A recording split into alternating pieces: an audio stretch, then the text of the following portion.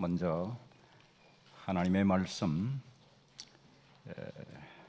마태복음 11장 25절부터 30절까지 말씀을 봉독하겠습니다. 그때 예수께서 대답하여 가라사대 천지의 주제이신 아버지여 이것을 지혜롭고 설기 있는 자들에게는 숨기시고 어린 아이들에게는 나타내심을 감사하나이다. 옳소이다. 이렇게 된 것이 아버지의 뜻이니이다. 내 아버지께서 모든 것을 내게 주셨으니 아버지 외에는 아들을 아는 자가 없고 아들과 또 아들의 소원대로 계시를 받는 자 외에는 아버지를 아는 자가 없느니라. 수고하고 무거운 짐진 자들아 다 내게로 오라. 내가 너희를 쉬게 하리라. 나는 마음이 온유하고 겸손하니 나의 멍에를 메고 내게 배우라.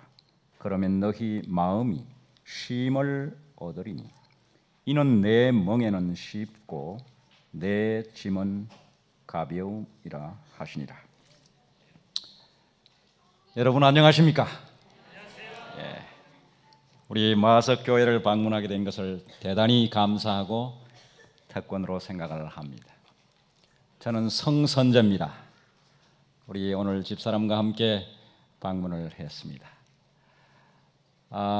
일반적으로 이 설교자가 가면 사회 장로님께서 소개를 하시는데 소개를 없는 것에 대해서 아주 매우 독특하게 생각합니다. 이 교회는 보통 교회가 아니라고 생각합니다. 예. 그러므로 제 스스로 좀 소개를 좀 하겠습니다. 예. 저는 성선재고요. 또 이 김혜경 사모의 외삼촌이 됩니다. 예. 그리고 김수철 수석 집사 어디 있습니까?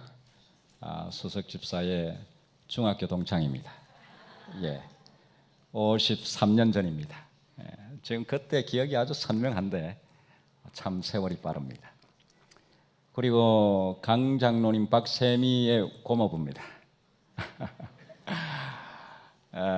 그래서 제가 그냥 방문하려고 했는데 설교까지 기회를 주셔서 감사드리고, 제가 이 찬미를 할 때 로고를 보니까 행복한 교회, 마석교회, 기쁨이 넘치는 교회, 사랑이 흐르는 교회.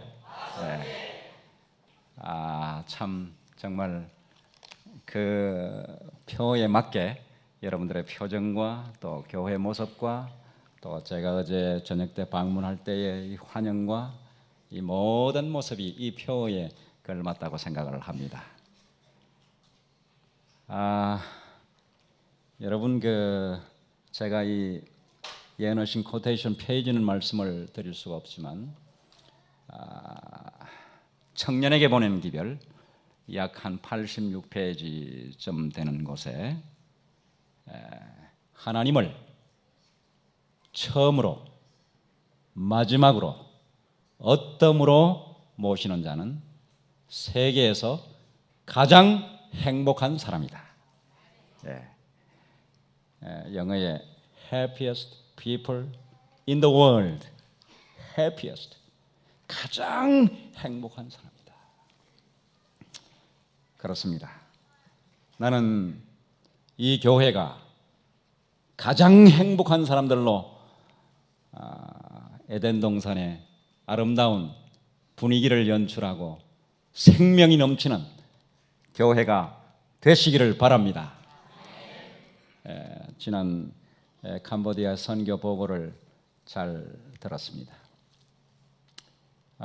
제가 거제도에 처조카를 만나고 왔는데 그 봉사를 며칠 동안 하는 동안 앙코르와트를 꼭 방문하고 좀 구경하고 싶었는데 한 시간이라도 더 일하라고 그렇게 단장의 특별한 부탁으로 자기가 관광을 못했다고, 대단히 아쉽다고 그런 얘기를 했습니다. 그 얘기를 가만히 듣고 보니까 그 얘기의 의미는 뭔가 하면 이 마석교에 대한 그 자부심과 자랑이 그 말 속에 포함된 것을 제가 알게 되었습니다. 그래서 고모부 가시면 칭찬을 좀 많이 해주라고. 담임 목사님도 참 칭찬을 하시고 또 대원들 정말 또 식사를 봉사하는데 아주 특별한 봉사를 하는 것에 감동을 많이 받았다. 그렇게 이야기를 했습니다. 참 여러분들이 나름대로 자랑할 것들이 많다고 생각을 합니다. 개인적으로나 가정적으로나. 그러나 여러분들이 자랑할 것이 하나 있는데 마석교회를 자랑하기를 바랍니다.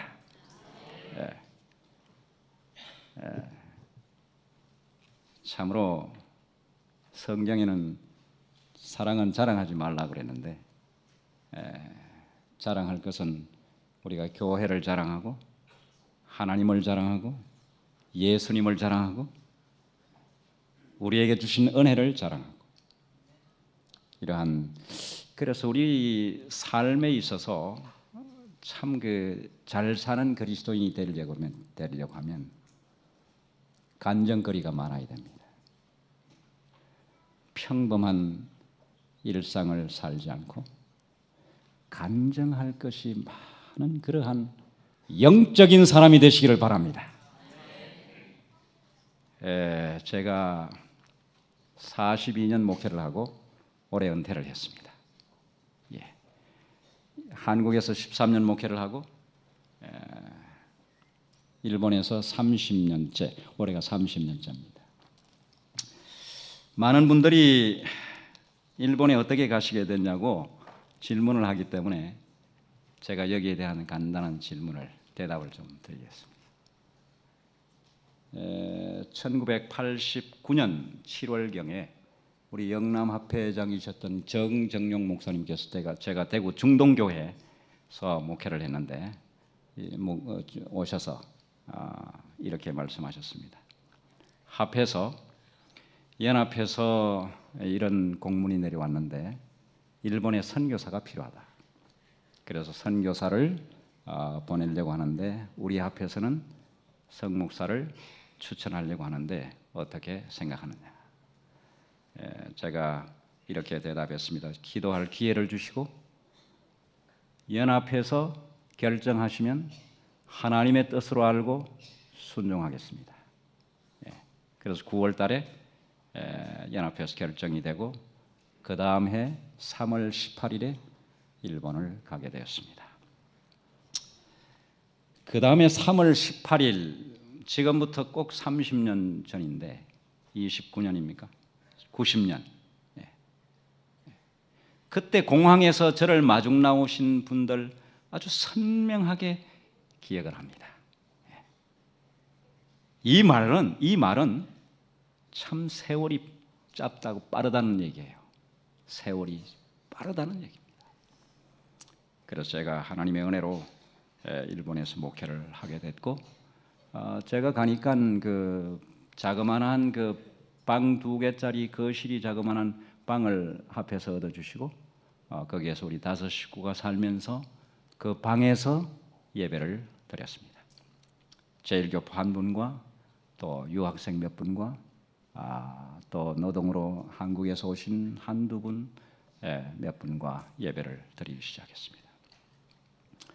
그 후부터 제 마음속에 오랫동안의 기도가 하나 있었는데 그것은 교회를 조직하고 영혼 구원과 그건 말할 것도 없지만 교회를 꼭 건축해서 나의 후배에게 좀 물려주면 좋겠다. 그것이 제 마음속에 간절한 기도요 소망이요 오랫동안의 기도였습니다. 하나님께서 이 기도를 응답하셔서 제가 은퇴하기 전에 아름다운 교회를 건축을 마무리하고 하나님께 헌당을 하고 또 후배 목사님에게 물려 주었습니다. 하나님의 은혜로 생각을 합니다. 여러분들이 그 우리 한국의 오늘 역사를 우리가 간단하게 한번 좀 말씀을 좀 드리고 싶은데, 우리 한국이 복음화된 지가 1904년이니까 115년 됐습니다. 일본은 1986년에 들어온 거예요. 그러니까 8년 먼저 일본이 이 세천사의 기별이 들어왔습니다. 그 세천사의 기별이 들어온 그 내력을 잃었습니다. 아브라함 라루 잘 아시죠? 아브라함 라루 잘 아시죠? 이 아시아의 최초의 우리 재림교회 기별을 전한 사람이 아브라함 라루입니다. 문서전도인입니다.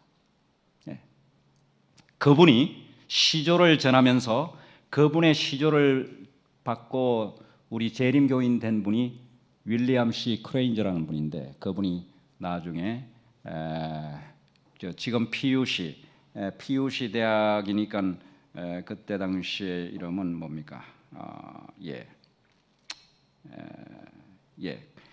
어쨌든 그 PUC 현재 그 대학의 전신의 그 대학의 학장이 되셨습니다.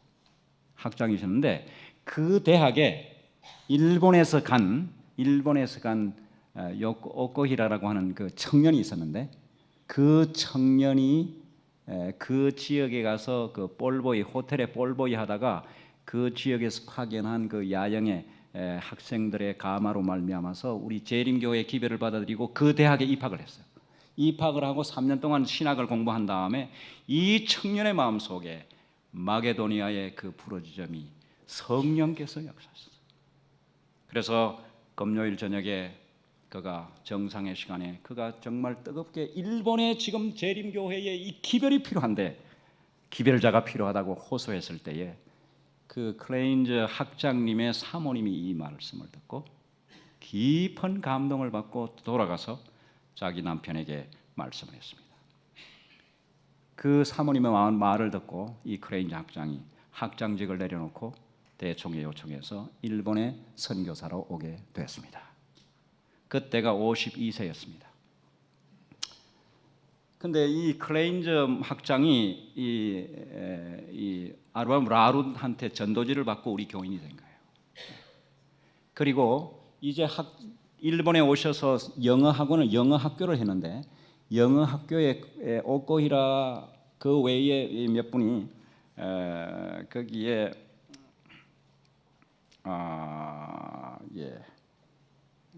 제가 이름을 잊어버렸는데, 가와사키 모쿠타로라고 하는 군의관이 있었는데, 이 군의관이 행정관의 한 사람이었던 아주 신실한 청년, 키가 한 180 정도 키가 크고 아주 굉장히 신실한 자기 부대의 한 청년을 이 영어학교에 자기도 관심을 가지고 있고 자기 영어학교에 같이 초청을 했는데, 그분이 바로 구니야 히데라고 하는 청년입니다. 이분이 일본에서 제2호 목사가 됩니다. 제2호 목사인데, 이 청년이 이 클레인저 목사를 만나고 그의 인격과 그의 품성에 깊은 감동을 받습니다. 그리고 재림신앙을 받아들이고 그는 드디어 1888년 5월 3 하얀 침례를 받게 되고 목사가 되었습니다. 목사가 돼서 고베에 전도사로 파견되었을 때에 손흥조 씨 이분들이 하와이에 가다가 거기에서 잠깐 머무는 사이에 이 구니야 히데 목사님을 만나고 바로 그 중에 한 분이 한국에 다시 들어오시면서 임기반 씨를 배에서 만나면서 우리 교인이 되고 그 후에 한국의 복음화가 시작이 된 것입니다. 그래서 이 구니야 히데 목사님이 임기반 씨가 한 6개월 후에 편지를 보내는데, 이 구니야 히데 목사님이 그 편지를 받고 그 편지의 내용을 한국에 지금 36명의 구도자가 있으니 오셔서 우리에게 성경을 가르쳐 주십시오. 거기에 대한 대답은 이 본교의 역사를 보면 이 세 가지가 나와요. 나는 지금 한국말을 전혀 할 수가 없습니다. 한국말을 모릅니다. 두 번째는 나는 지금 몸이 매우 쇠약합니다. 그래서 먼 여행을 할 수가 없습니다. 그리고 한국에 갈 자금이 전혀 없습니다. 기도해 주십시오. 저도 그러나 지금 현실은 이렇지만 제가 기도하겠습니다. 하나님께서 귀한 방법으로 기도를 응답하셔서 이 세 가지가 다 하나님께서 되도록 허락하셔서 한국을 오게 되고 한국에서 전도를 하게 되고 한국의 복음 사업이 개척이 되었습니다. 이 모든 일은 하나님께서 먼저 가시고 우리는 그 하나님께서 가시는 일을 따라가는 일이라고 생각을 하는 것입니다. 하나님께서 참으로 우리를 여기까지 인도하신 것은 한 빛을 비추시는 그 빛에 우리를 따라가는, 하늘의 빛에 따라가는 아름다운 성도들의 여행이라고 생각을 하는 것입니다.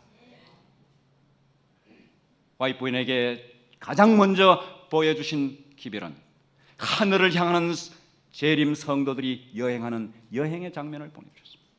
빛을 따라서 가는 바로 성도들의 여행길을 우리에게 보여주신 것입니다. 그 길은 쉽지 않은 길이었습니다. 그러나 그 길을 따라가는 가운데 계속적으로 예수 그리스도께서 보여주시는 그 빛을 보도록 선지자는 우리에게 격려하고 있는 것을 여러분들 초기 문집 첫 페이지에 자세하게 기록이 되어 있는 것을 볼 수가 있습니다. 나는 오늘 여러분에게 나의 멍에를 메고 내게 배우라. 나의 멍에를 메고 내게 배우라. 그리하면 너희 마음이 쉼을 얻으리니 내 짐은 쉽고 가벼우니라. 지난 한 주일 동안 더위와 싸우느라고 얼마나 수고하셨습니까? 생활 전선에서 얼마나 수고를 많이 하셨습니까? 또 가정에서 여러 가지 자녀들과 함께 또 부부 생활과 함께 얼마나 어려운 크고 작은 일들이 있었습니까? 참으로 이 세상은 수고하고 무거운 짐진 자들은 다 내게로 오라고 말씀하셨습니다. 예수께서 그 따르는 청중들을 바라볼 때, 예수님께서 이 땅에 계실 때에 복음서의 많은 기록에 보면 많은 사람이 예수님을 따랐다 그랬습니다. 많은 사람이 예수님을 따른 이유는 그들의 필요를 예수께서 아신다는 사실을 그들이 알았기 때문이었습니다. 예수님께서 청중들을 보실 때에 수고하고 무거운 짐진 자로 그들을 바라보셨습니다. 참으로 이 세상에 많은 사람들은 누구나 할 것 없이 수고의 짐을 지고 있습니다. 우리는 수고하고 무거운 짐이 무엇일까? 수고하고 무거운 짐이 무엇일까? 바로 예언하시는 말씀하기를 그 수고하고 무거운 짐은 죄의 짐이라고 말씀을 하고 있습니다. 우리가 짐은 나누어 질 수 있는 짐이 있고 나누어 질 수 없는 짐이 있습니다. 갈라디아서 6장에 보면 분명히 서러운 짐을 나누어 지라고 말씀을 했습니다. 나누어 줄 수 있는 짐이 있습니다. 우리가 경제적으로 도움을 줄 수 있고 무거운 짐을 들어줄 수도 있고 또 자리를 양보해 줄 수도 있고 여러 가지 도와줄 수 있는 봉사의 짐들이 많습니다. 그러나 나누어 줄 수 없는 짐은 수고하고 무거운 짐진 자들아, 이 수고하고 무거운 이 짐은 나누어 줄 수 없는 짐입니다. 모든 사람이 각자가 지어야 될 짐입니다. 이 짐은 너무도 무겁기 때문에 예언의 신에 정확하게 표현을 어떻게 했는가 하면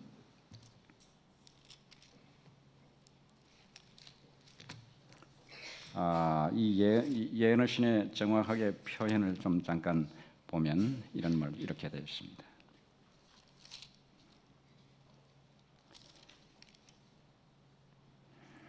그리스도께서 이 말씀으로 각 사람에게 말씀하고 계신다. 모든 사람은 알든지 모르든지 간에 피곤하여 무거운 짐을 지고 있다.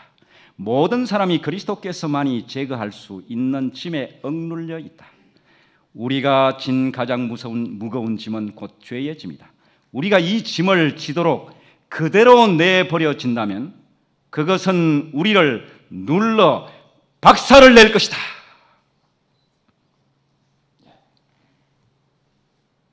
아마 여러분들 얼굴에 그런 표정은 하지 않지만 여러분들 다 무거운 짐을 가지고 계십니다. 무거운 짐을 가지고 계십니다. 때로는 이것을 해결하지 못해서 극단적인 선택을 하는 사람들이 있습니다. 때로는 방황하는 사람들이 있습니다.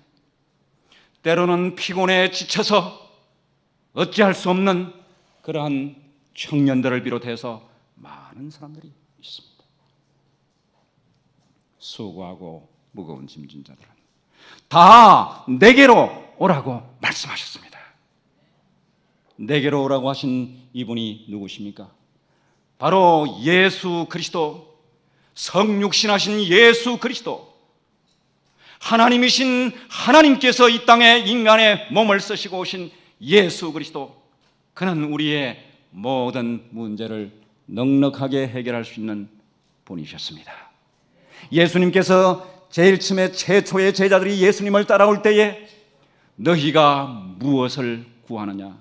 요한복음 1장 38절에 너희가 무엇을 구하느냐고 말씀하셨습니다. 그 말씀은 다른 말씀으로 하면 너희가 구하는 모든 것을 내가 응할 수 있다는 말씀입니다. 내가 너희가 구하는 모든 소원에 넉넉하게 해답을 줄 수 있다는 말씀입니다. 여기에 바로 우리의 희망이 있습니다. 여기에 바로 우리의 짐이 가벼워지는 바로 비결이 있는 것입니다. 너희는 수고하고 무거운 짐진 자들은 다 내게로 오라. 내가 너희를 쉬게 하리라. 이 쉼이라고 하는 것은 육체적인 쉼도 있지만 마음의 평안을 이야기합니다. 행복한 사람은 첫째, 마음이 편해야 됩니다. 마음이 불편하면 그것은 행복하지 못합니다.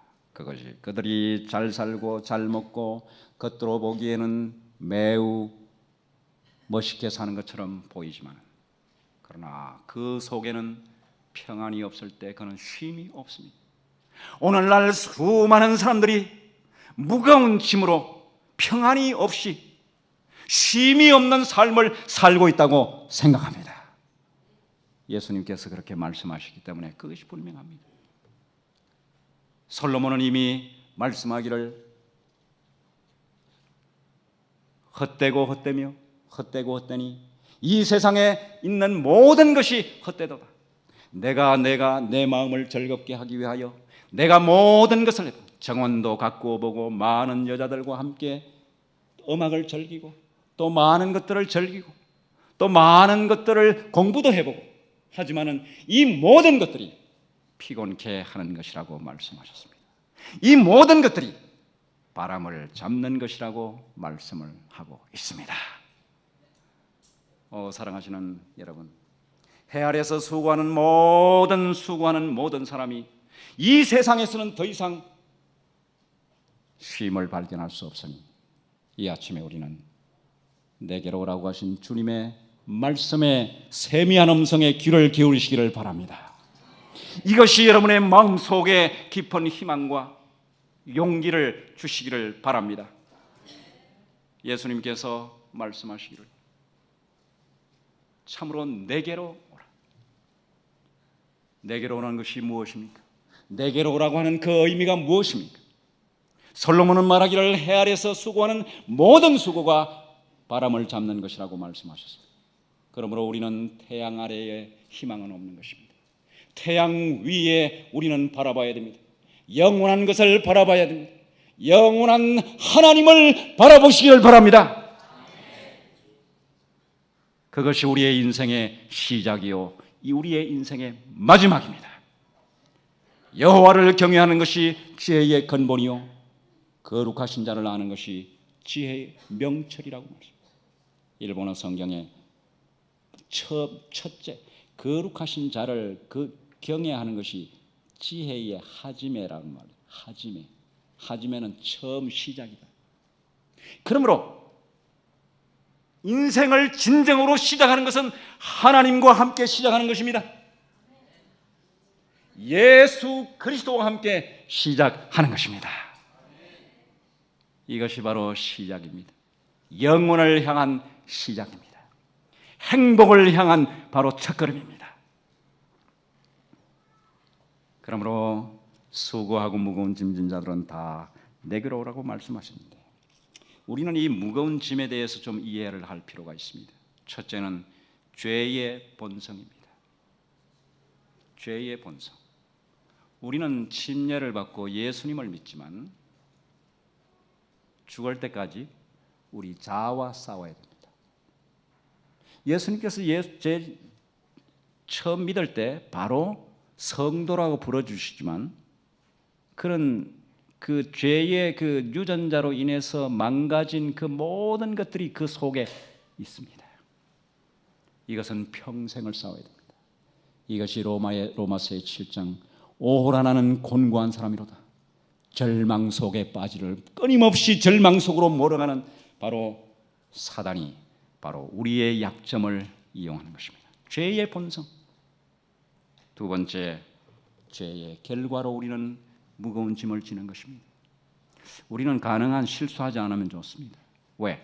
실수를 하면 반드시 그 결과가 그에게, 그 사람만이 해결해야 됩니다.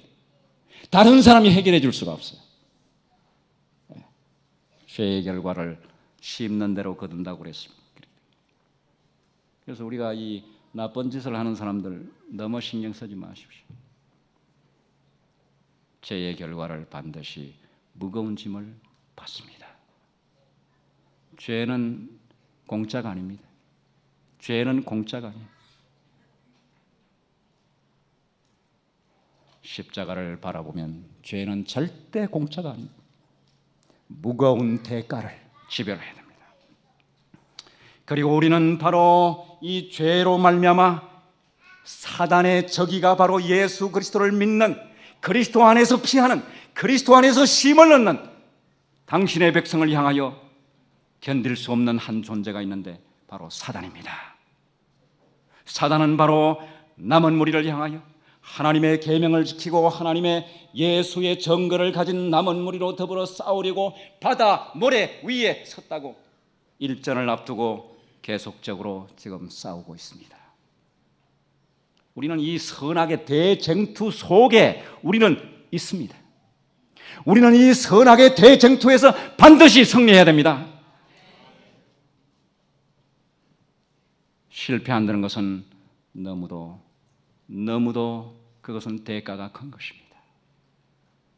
우리가 마지막 우리의 숨을 거둘 때에 후회로 가득해서 숨을 거둔다면 간단 없는 그 인생은 너무도 아픈 것입니다. 참으로 우리는 승리해야 됩니다. 그러나 우리가 예수 그리스도께서 내게 오는 자는 내가 너희를 쉬게 하겠다는 이 말씀 속에는 평안과 구원의 약속이 있다는 말씀입니다. 바로 예수 그리스도 안에는 구원이 있습니다. 예수께서 우리에게 평안으로 쫓아하는 것은 내가 구원의 선물을 너희에게 주겠다는 약속입니다. 제가 오랫동안 신앙생활을 하면서 한 가지 분명히 확신하는 것은 우리의 구원은 우리 스스로 이룰 수 없다고 하는 것입니다. 하나님의 율법을 우리 스스로 지킬 수가 없다고 하는 것입니다. 예수 그리스도의 은혜로 말미암아 믿음으로 우리가 구원을 얻지만 그 믿음으로 얻은 구원을 얻은 사람이 하나님의 계명을 우리 스스로 지킬 수 없다고 하는 사실입니다. 그러므로 우리는 예수 안에 쉼을 경험해야 됩니다. 예수 안에서, 그리스도 안에서 주시는 능력을, 은혜를 경험해야 됩니다. 내 안에 있으라, 내 안에 거하라. 나를 떠나서는 너희가 아무것도 할 수 없다고 말씀을 하셨습니다. 오 사랑하시는 여러분, 내게로 오라고 하는 것은 내 안에 거하라는 말씀입니다. 나를 떠나서는 너희가 아무것도 할 수 없다고 하는 자아 포기를 의미하는 것입니다.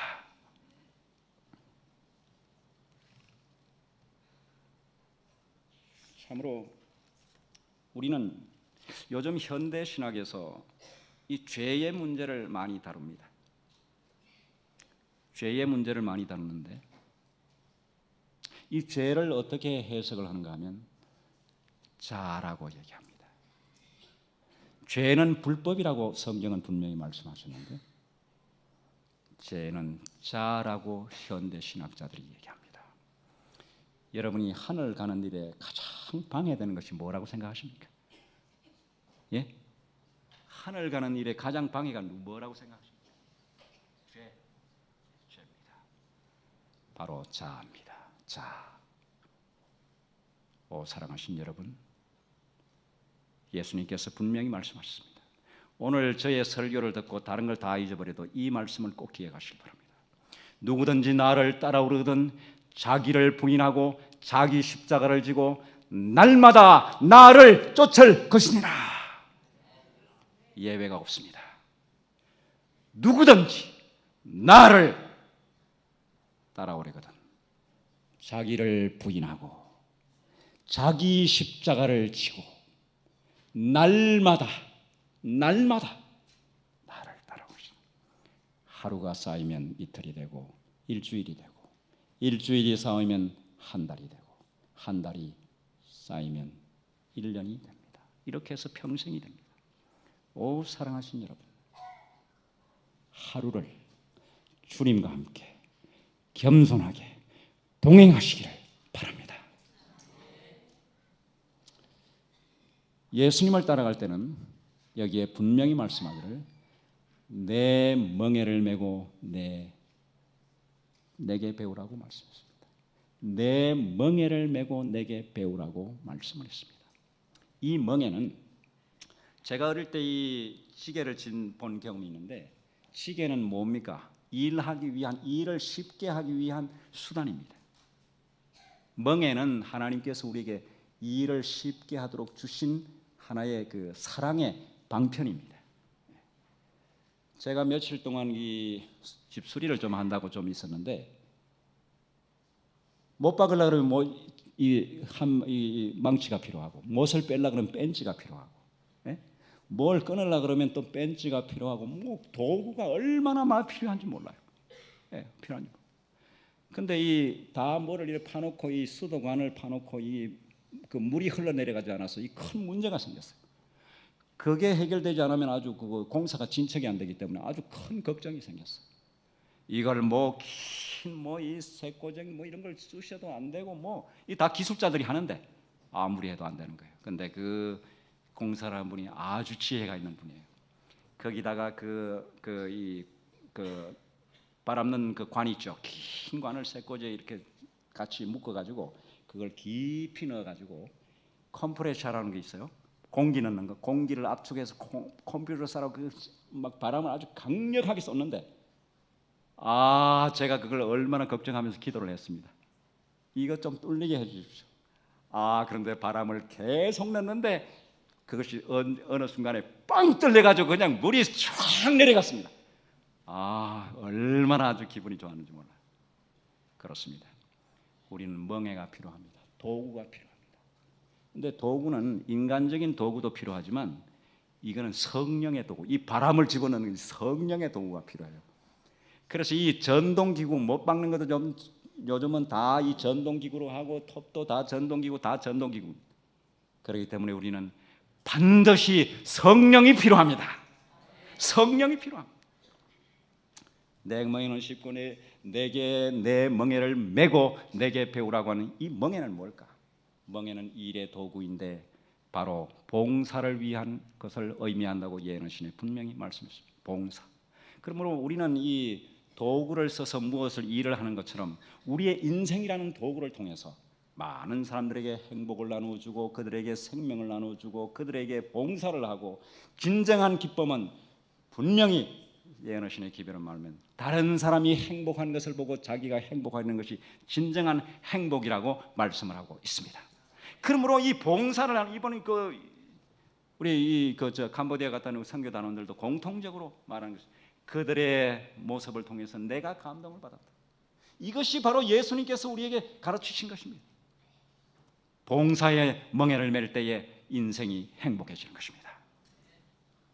그런데 내 멍에를 메고 내게 배우라고 했는데 이 멍에는 좀 더 이 봉사의 수단이 이 멍에가 뭔가 성경 예언하시는 분명히 해석하기를 이 멍에는 하나님의 율법이라고 말씀했습니다. 하나님의 율법이 바로 멍에입니다. 사랑하신 여러분, 율법으로 계명으로 말미암아 무거운 짐을 여러분들이 지고 있습니까? 아니요. 이 율법은 우리를 짐을 가볍게 해주시기 위해서는 예수님께서 우리에게 말씀하신 은혜의 수단인 것을 여러분들이 꼭 기억하시길 바랍니다. 바로 예수 그리스도께서는 하나님의 뜻, 계명을 바로 그의 삶 속에서 지키기 위해서 이 땅에 오신 것이에요. 그렇기 때문에 우리는 예수 그리스도를 바라볼 때에 넉넉하게 그 계명을 지킬 수가 있는데 그 계명이라는 것은 사랑입니다. 그 사랑은 마태복음 22장 37절 38절에 너희는 하나님을 사랑하고 먼저 하나님을 사랑하고 내 몸과 마음과 뜻을 다하여 하나님을 사랑하고 내 이웃을 내 몸처럼 사랑하라고 말씀을 하셨습니다. 바로 사랑의 계명인데 첫째는 하나님을 사랑해야 됩니다. 두 번째는 이웃을 사랑해야 됩니다. 하나님을 사랑하시기를 바랍니다. 이웃을 그렇게 하면 이웃 사랑은 절로 되는 것입니다. 이 순서를 거꾸로 하면 절대 안 됩니다. 하나님을 사랑하는 것은 그래서 내게 와서 배우라고 하시죠. 내게 와서 배우라. 그리하면 너희 짐이 쉽고 가볍다고 여기에 말씀하는데 첫째는 멍에를 매야 됩니다. 그래서 우리가 요단강을 건널 때에 홍해를 건널 때는 지팡이를 통해서 건넜지만 요단강을 건널 때는 법궤가 먼저 제사장들이 맨 법궤가 먼저 갔습니다. 그러므로 바로 예수 그리스도를 믿는 바조 하나님의 남은 백성들은 하나님의 율법을 높여야 됩니다. 바로 그 하나님의 율법을 높인다는 것은 바로 우리 마음속에 예수 그리스도로 말미암아 사랑이 충만한 것을 의미합니다. 우리는 우리 속에 사랑을 창조할 수가 없습니다. 바로 예수 그리스도, 우리는 우리의 그 상처를 우리 스스로 싸맬 수가 없습니다. 우리 스스로 상처를 싸맬 수가 없어요. 내가 한 친구를 만났는데 내가 지금 가슴에 큰 못들이 박혀 있다 그래요. 못을 빼려고 하니까 보기가 싫겠고, 못을 그대로 두자니 보기가 싫고, 어떻게 하면 좋을지 모르겠다. 모든 사람은 못을 가지고 있습니다. 이 못의 상처를 우리는 지울 수가 없습니다. 그러나 우리를 위하여 상처를 대신 받으신 예수 그리스도의 십자가의 그 상처는 우리의 상처와 틀립니다. 우리의 상처와 틀립니다. 그분은 죄가 없으신 분입니다. 죄가 없으신 예수 그리스도께서 우리를 위하여 상처를 받으셨습니다. 그분을 바라보시기를 바랍니다. 예수 그리스도 안에 평안이 있습니다. 그리스도 안에서 희망이 있습니다. 그리스도 안에서 평안이 있습니다. 그러므로 예수 그리스도를 여러분의 개인의 구주로, 여러분의 의지를 주님께 드리시기를 바랍니다. 예수님을 믿는다는 것이 뭘까? 예수님을 믿는다는 것이 뭘까? 멍에를 맨다는 것이 뭘까? 예수님을 여러분의 마음속에 영접하시는 것입니다. 한순간이 아니요 하루 종일 그리스도를 마음속에 영접하는 것입니다. 계속 기도하십시오. 주님, 제 마음속에 주께서 임하시옵소서. 저를 통하여 주님께서 말씀하옵소서. 나는 주님의 그 아름다우심에 나는 감동합니다. 나는 주님의 그 놀라우신 사랑에 감동합니다. 나는 주님의 십자가의 발 앞에서 눈물이 납니다.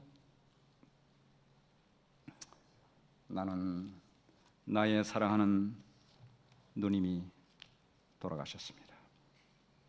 그분이 아산병원에 있을 때에 의사들이 얘기하기를 당신은 어떻게 다른 환자들하고 틀리냐고, 어떻게 그 어려운 항암 치료를 잘 견디냐.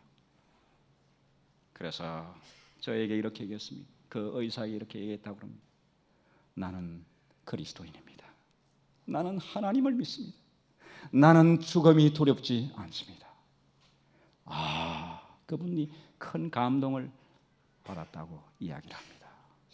우리의 무거운 짐을, 우리의 상처를, 우리의 어쩔 수 없는 그 모든 것을 주님의 발 앞에 주님께 우리의 소원을 아뢰시기를 바랍니다. 이제 12시가 되었습니다. 제가 이 찬미를 잠깐 부르고 저의 설교를 마무리하겠습니다.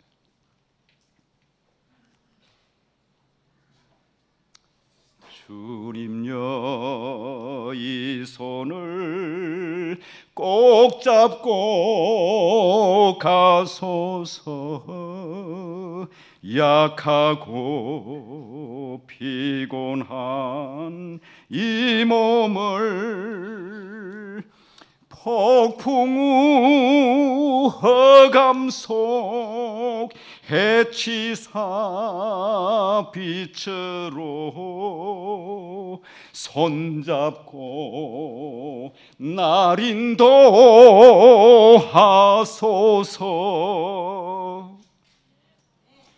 인생이 힘들고 고난이 겹칠 때 주님여, 날 도와 주소서. 외치는 이 소리 귀 기울이시사 손잡고 날 인도하소서.